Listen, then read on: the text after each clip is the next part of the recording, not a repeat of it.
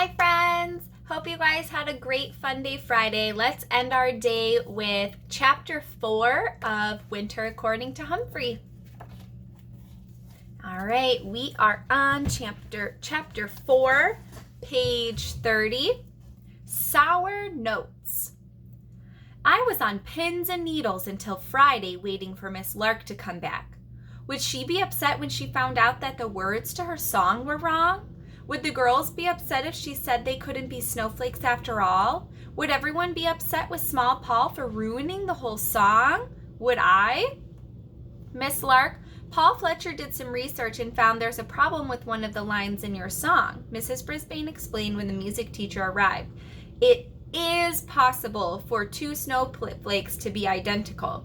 Miss Lark looked surprised. Really? That's not what I learned in school. Mrs. Brisbane called on Small Paul to explain. What I read said while there probably have never been two snowflakes that are alike, there is a possibility, he said.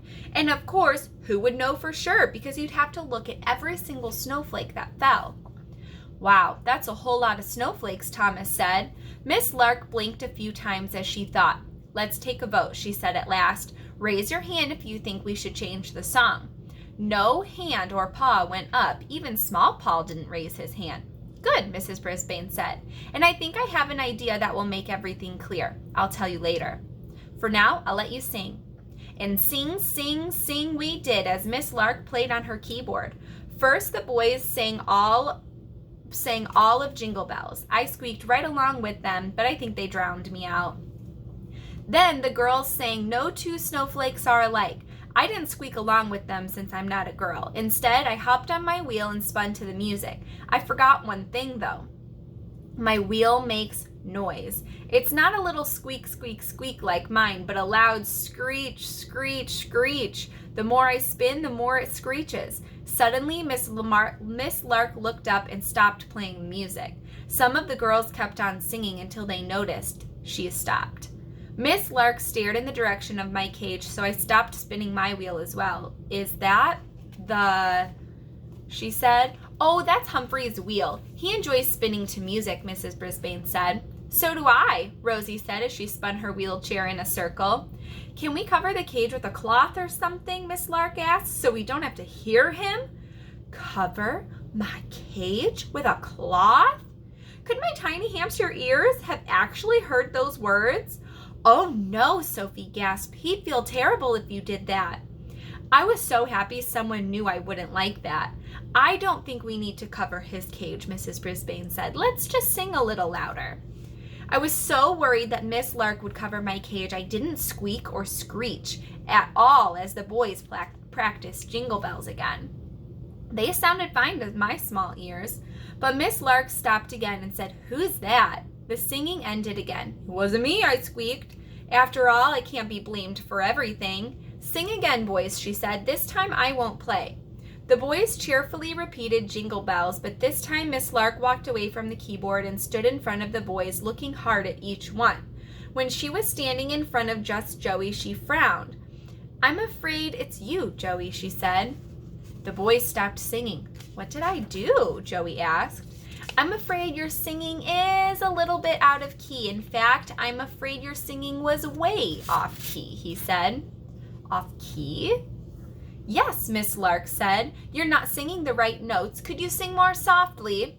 Joey nodded. When the boys started singing again, Joey didn't sing more softly. He didn't sing at all. His mouth was just closed, staring down at his feet. It was the saddest Jingle Bells I'd ever heard. Poor Joey. I think he felt terrible about singing off-key, Mrs. Brisbane told Miss Lark when my friends left for recess. I hated to say anything, Miss Lark answered, but Joey's singing was awful. He almost sounded like that frog over there. He's so off-key, he'll throw everyone else off, too. I'm sure he'll try to do better, Mrs. Brisbane said. He certainly will, I squeaked. Miss Lark sighed. I know, but he better be better by the time of the show. It's very important to me. Boing, boing, boing, Og twanged. I don't blame him for sticking up for frogs. Although I have to admit, the sound Og makes doesn't sound much like singing. Miss Lark shuddered as she glanced over at Og and me. Don't those animals bother you while you're teaching, she asked. Not a bit, Mrs. Brisbane said. The children learn a lot from them.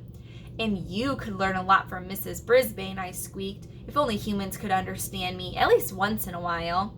I'm not sure Miss Lark believed Mrs. Brisbane or me. They won't bite? She asked in a shaky voice.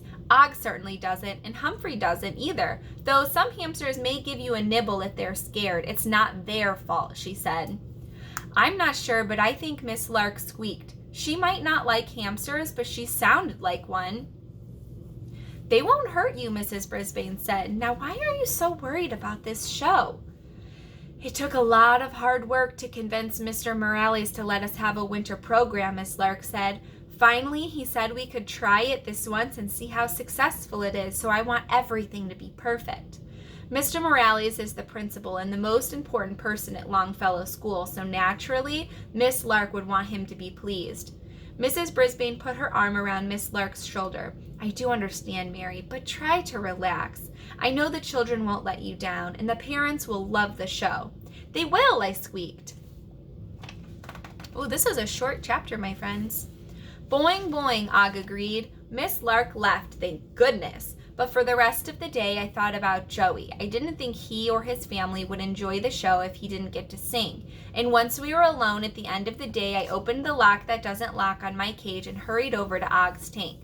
I'm sorry about what Miss Lark said about your croaking, I said. I thought you and Joey sounded great, great, great. It wasn't actually true, but for once I thought it was all right to bend the truth a little. After all, I wouldn't want to hurt anyone's feelings. I wouldn't want to be like Miss Lark. Friends, this is the last page of chapter 4. It's a short chapter today. Right before school let out for the day, Mrs. Brisbane gave the class an assignment. When she said the word homework, everybody groaned as usual, but my classmates cheered up quite a bit when she told us what it was. On Monday, I want you to talk about what you like best about winter holidays, she said.